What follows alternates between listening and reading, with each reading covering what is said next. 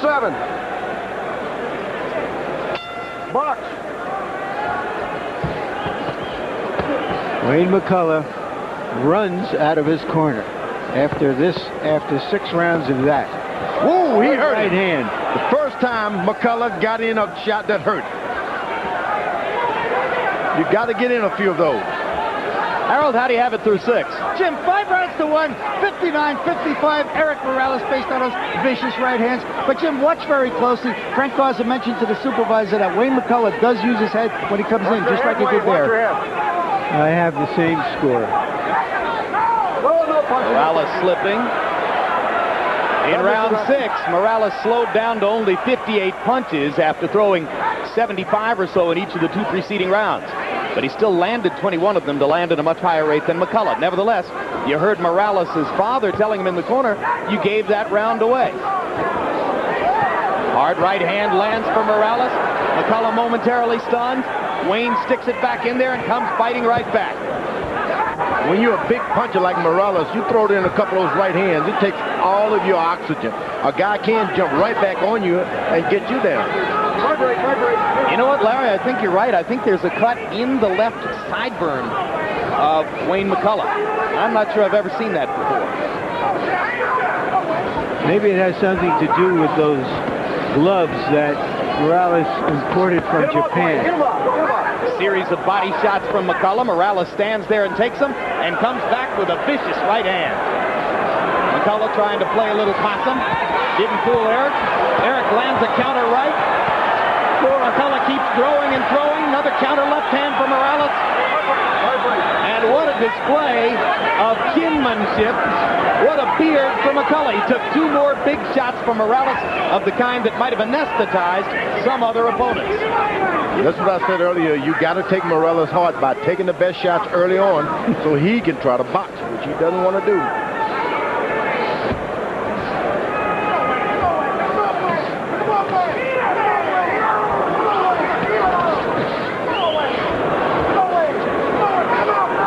McCullough could just pick up the pace. He can win every round from this point on if he just pick up the pace and stop backing up. McCullough. We've seen Morales a number of times. Although he seems to be winning this fight by a wide margin, it also looks like the hardest fight we've seen him in. Well, it's definitely harder than... Go ahead. Whenever he's gotten into the ring with a guy that can take a punch, Morales fades. Doesn't pull back, doesn't hold, try to win a decision. He just waits for punches, hurts his hands, and sits there.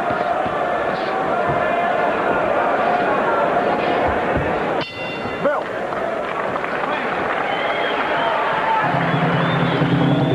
Coming up later on this edition of World Championship Boxing, a live interview with Evander Holyfield in Atlanta, Lennox Lewis in the Pocono Mountains in Pennsylvania, both of them in training for their second meeting. Coming up live November 13 on pay-per-view from Las Vegas, and we'll be chatting with Evander and Lennox later on this evening. Pretty good, pretty good. Okay, baby, listen to me, Wayne. Come on, Wayne. Stop it up, Wayne. You gotta find it somewhere, baby. Come on, Wayne. Wayne. Listen to this, baby. Pain is temporary. Glory is forever, baby. Okay? Okay? Yeah. Okay, come on. Pick it up, champ. Pick it up. But you can't drop your hands, but you can't let him go. Here we'll see Morales landing his Sunday, Monday, and Tuesday punch. McCullough comes right back at him. We're in the 8th round. In round 7, Morales once again boosted his punch count up to the 70s. 77 punches thrown by Morales. He landed 31 of them, a lot of hard right-hand shots in there.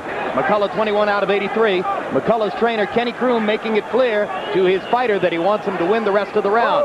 Pain is temporary. There you go. Glory is forever. Yeah, you got to always convince your fighter, look, some pain here, but look, you're going to feel better if you really get out there and take that pain, because tomorrow you can live with the pain, but you will not be able to live with not giving it your all. There are the uppercuts Morales are throwing that he should have been doing all along. He stopped.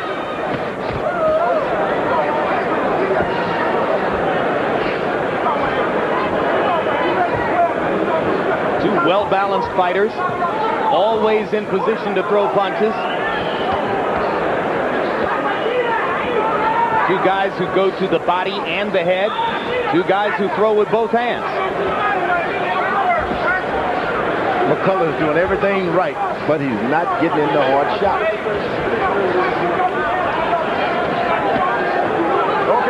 Well, the basic difference in the fight, as articulated by Harold Letterman when he was giving you his good right hand. Morales does more damage. McCullough landed that right. Morales comes back with a combination, including a hard right hand shot of his own. Morales paused momentarily there to blow his nose, George. Not a good idea. No, that's when the swelling entered into the scene. So we'll look for swelling on the right side of Morales' face.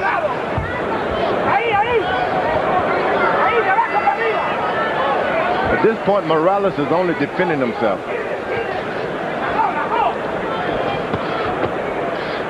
Right and left by Morales there.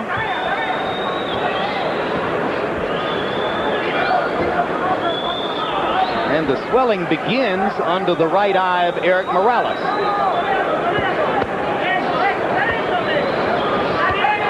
McCullough attacking and putting his hands on Morales' head. Not a lot of power in those punches, but they're landing. McCullough is tough.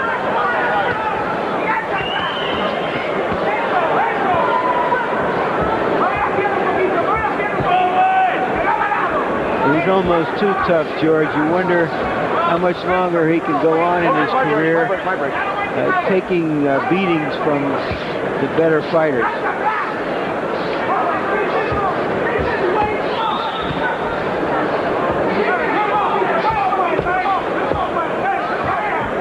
Meanwhile, Erik Morales is finding out the same thing that Prince Nassim Hamed found out about McCullough last Halloween. You can hit him, but you can't floor him. Well, that ring has to go to McCullough. That round has to.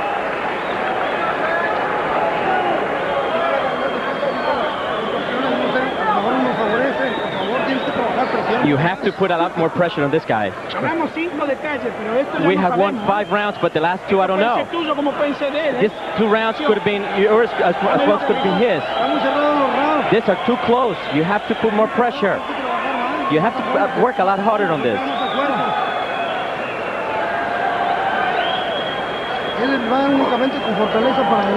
He still has using power to go forward. You have to.